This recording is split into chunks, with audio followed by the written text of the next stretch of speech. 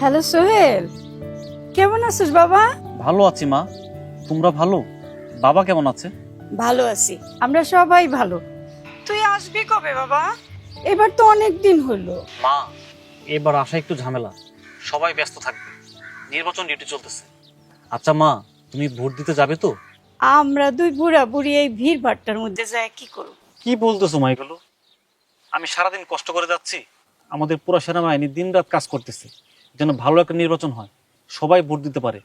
আর তোমরা আমার বাবা মা হয়ে ভোট দিবে না? এটা হবে না। অবশ্যই যাবে তোমরা, তোমাদের কোনো সমস্যা হবে না, সবাই ভোট দিবে। আচ্ছা বাবা, আচ্ছা যাবো। তুই ভোট শেষ করে তাড়াতাড়ি বাড়িতে আয় বাবা।